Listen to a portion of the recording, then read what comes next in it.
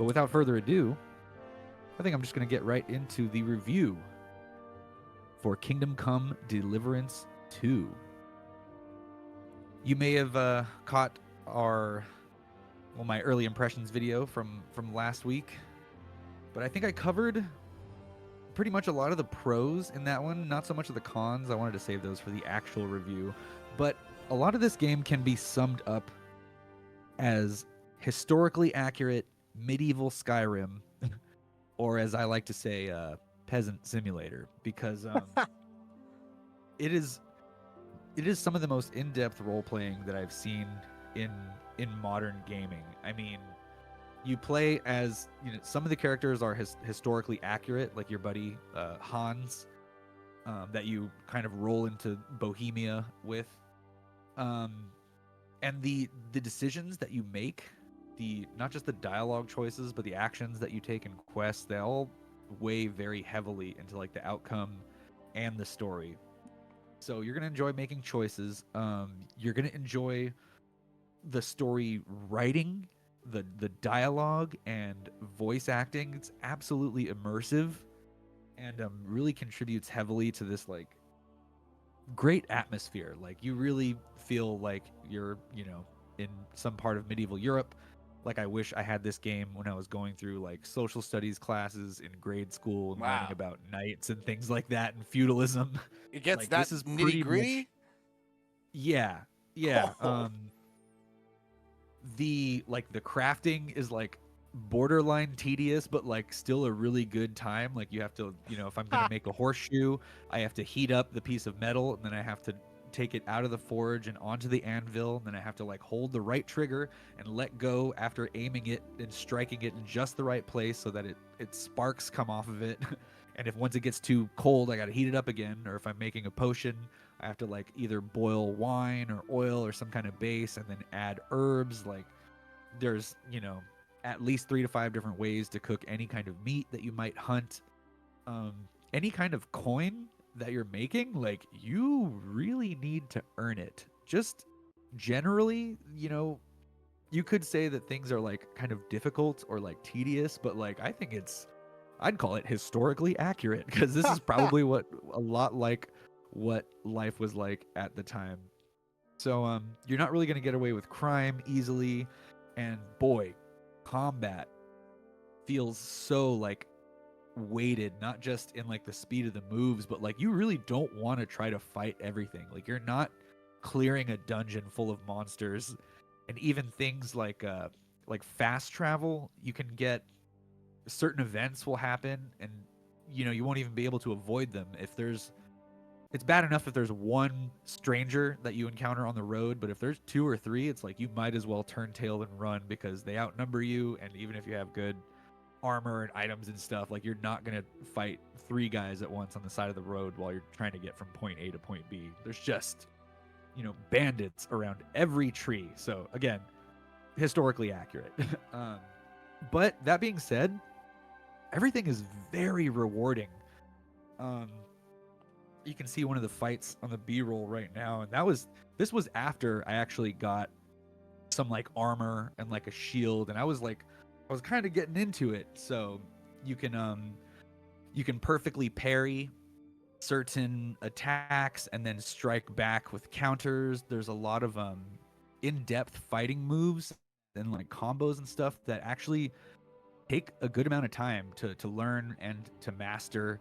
And it's kind of like it's like a Bethesda RPG, in that you have to actually use your skills in order to get Okay. better at them and stuff. But the story and kind of the learning curve and progression does a really great job of like, if you kind of just stay the path, like it'll show you the way, and like you will learn how the curve is and the way things are supposed to work.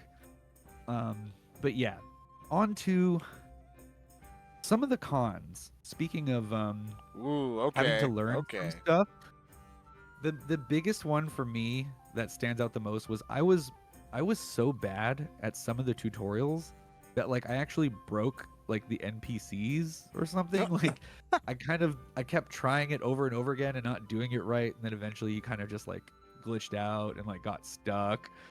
So I may have heard that like, the first Kingdom Come Deliverance was like a bit buggy. Like I'm not gonna say like steaming bit. pile bad because I didn't play it, so I don't know to what degree. But you could definitely see some of that transfer over to the sequel. Overall, like great experience, but yeah, I was so bad at a tutorial that I broke the poor NPC, man. Wow. And there was another instance where I was trying to learn how to blacksmith, and like it's like, oh, press this button, and like I'm doing it, and it just was unresponsive. So I don't know. There's even like a QR code that shows up sometimes in the game that say like, oh, hey, if you find any bugs, like here's a place where you can submit them, and maybe we'll fix them and stuff. Yeah, like they left that QR code in the game. Like, hey, if you find bugs, like you can report them here. Maybe we'll get around to it. So yeah, that's hilarious. Yeah. So if the tutorial missions are kind of like busted, then that's gonna make your learning of the game a bit more of a struggle. There's also some like visual bugs. So it doesn't matter whether you're in fidelity or performance mode. Like performance mode's a bit smoother with like the frame rate and stuff, but fidelity, it's like on PS5, you're not on a Pro or something, like you're gonna see some like graphics glitches. But it doesn't matter which mode you're on, like some stuff is gonna glitch out every once in a while. Like the sky background might like turn purple, like it's Helldivers or something. Okay.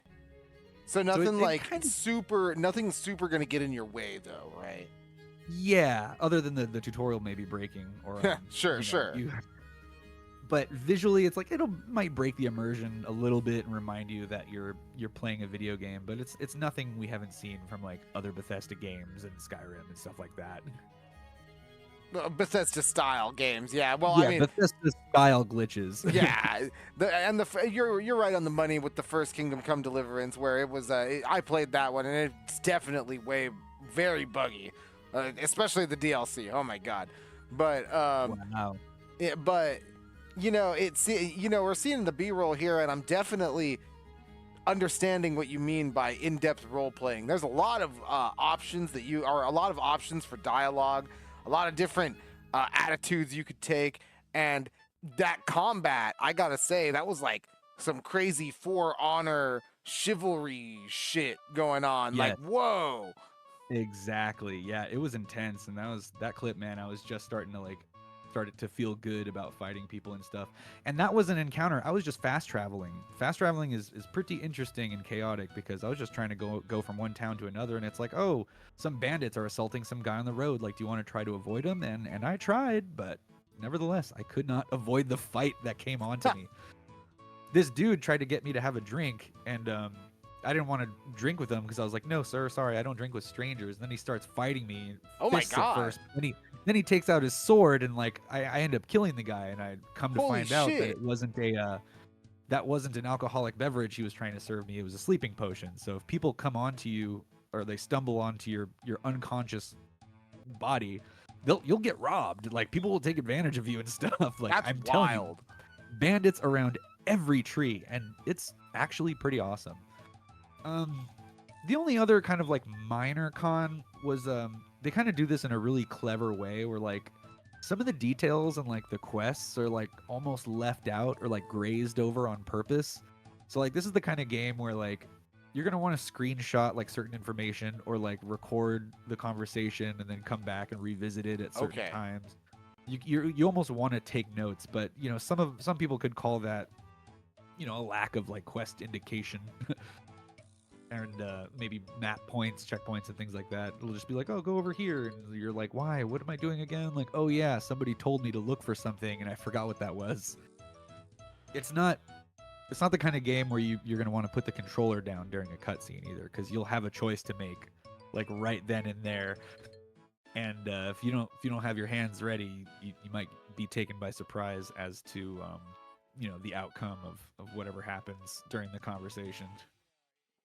Wow, yeah, that sounds, especially with the duplicitous nature, it sounds like, of most NPCs.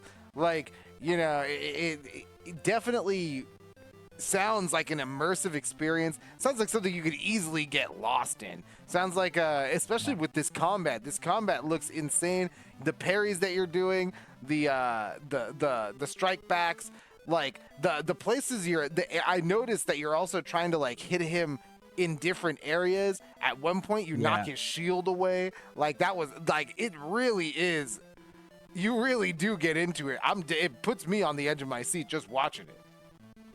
Yeah, I really like the way they do that kind of like target reticle, and you know, you're moving the right stick to sort of determine where your weapon's going to land on the enemies, and there's so much to do. You may not feel like you're progressing in like the main story quest, or like even the first main story quest kind of gives you two options, and you're like, okay, like I could wander this way or I could wander that way, and it's like, guess I have no choice but to enjoy whatever I run into in the open world. So yeah, like I said, I hope this becomes like a benchmark as to what like a good RPG should be, especially if it's trying to be like a period piece that's like based in a certain time or environment and stuff like that.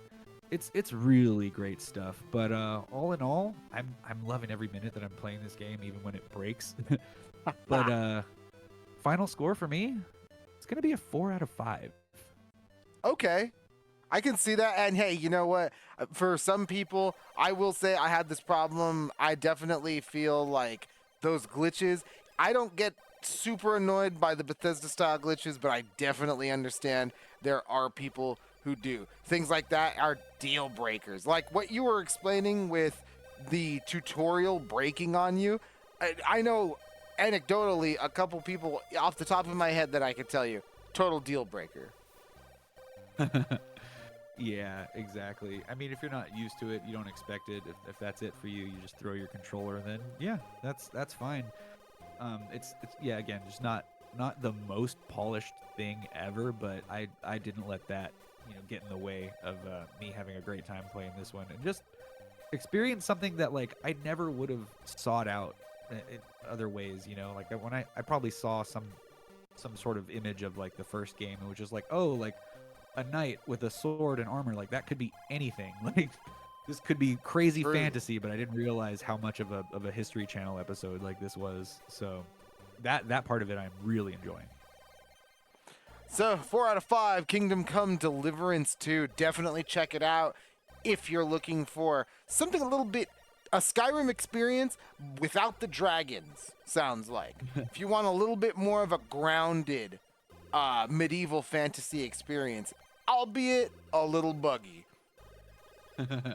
Yeah, still beautiful though, man. The environments are great to get lost in. A lot of cool visual and lighting effects.